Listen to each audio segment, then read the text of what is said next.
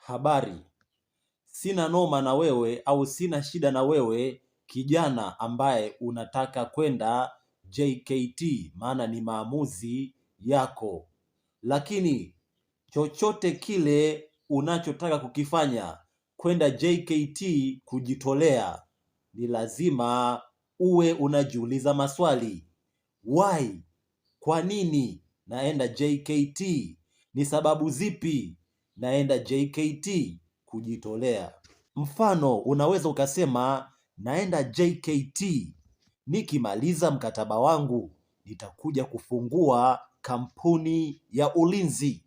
That's a nice goal, na inapendeza, ni jambo zuri, na unakuwa na mpango.